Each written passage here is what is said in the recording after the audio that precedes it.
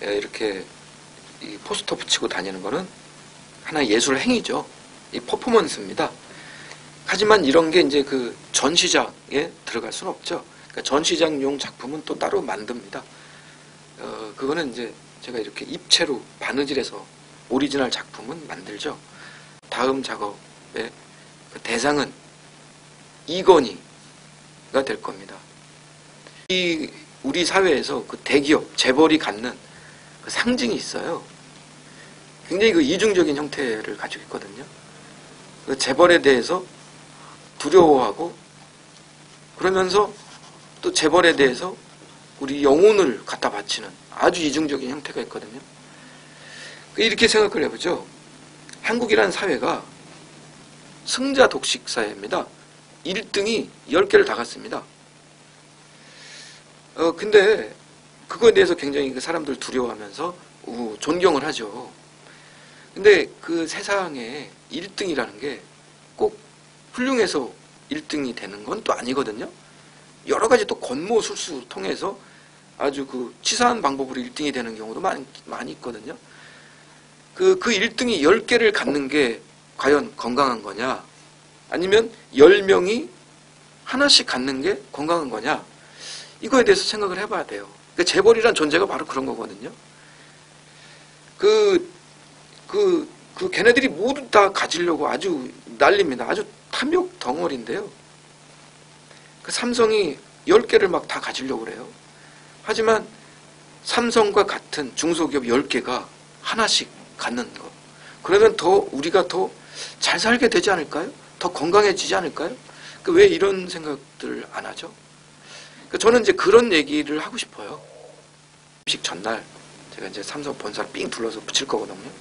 이게 몇 사람한테 얘기를 했어요. 그랬더니 변호사한테 얘기를 한 적이 있는데 선생님이 지금까지 한 것 중에 가장 위험할 거다.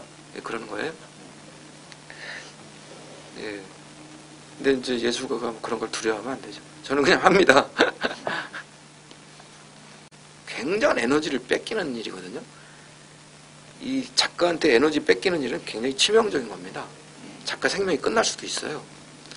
그럼에도 불구하고 제가 이제 굳이 이거를 법정으로 가서 싸워서 무죄를 받고 싶어 하는 이유는 그 메시지가 있어요. 세상에 주는.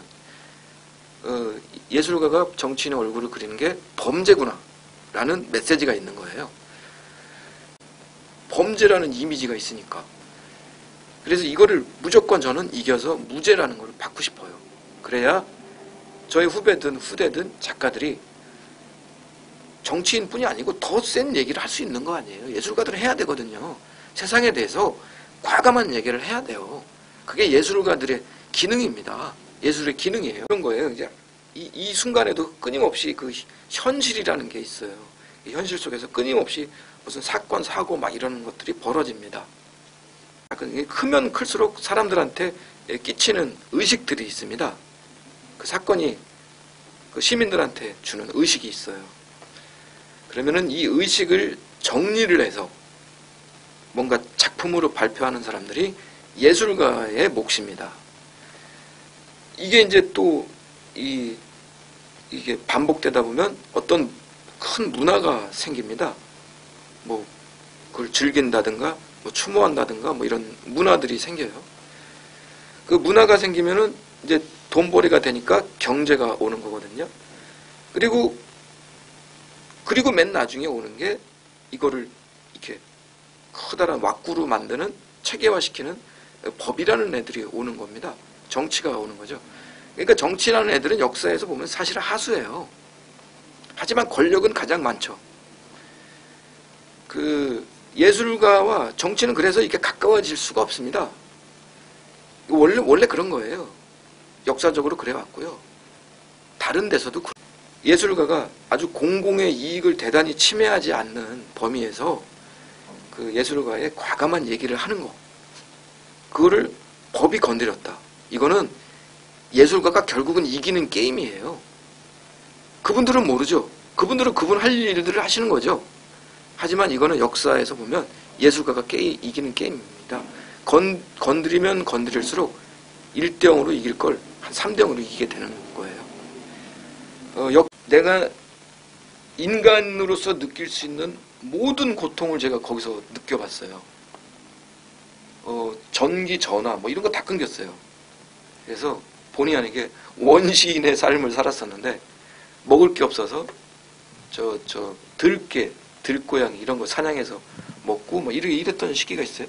지금 생각해보면 아주 내 인생에 그렇게 떼버리고 싶은 그 시절이었어요. 제가 이제 이렇게 시간이 지나서 생각을 해보니까 그 사건이 저한테 엄청난 영향을 줬습니다. 그때는 몰랐는데요. 그 인간이 느끼는 그 공포 중에 가장 그 큰 공포가 이 죽음이지 않습니까? 근데 저는 그 사건을 계기로 이 죽음의 공포에서 완전히 벗어났어요. 더 이상 그게 공포스럽지가 않아요. 내가 이 티끌만한 인생을 남이 만들어 놓은 왁구에서 살고 싶은 생각이 안 들어오는 거예요. 내가 좋아하는 일, 내가 좋아하는 사람, 내가 하고 싶은 일, 이런 거 하는 것도 정말 짧은 시간이라는 느낌이 드는 거예요. 저는 이거 하면서 내가 용기 내서 이렇게 해야지 이렇게 생각조차 한 적이 없습니다. 이거는 내 모습이고요. 내가 정말 하고 싶었던 일이고요. 제가 정말 재밌는 일입니다. 이런 거 하다가 생을 마감하는 거 정말 또 하고 싶은 다른 뭔가가 있을지 모르죠. 저는 아마 그렇게 또 오면은 저는 아무 미련 없이 또 그걸 선택할 것 같아요. 근데 정말 묘한 건 내가 정말 진지하게 뭔가를 하다 보면요. 나를 지지해주는 사람도 생기고요. 그리고 돈 이런 것도 생겨요. 그 정말 신기한 일이에요. 그래서 그때 20대 후반에 그 사건 이후로 단 하루도 행복하지 않은 날이 없었어요. 너무 좋아요. 재밌고요.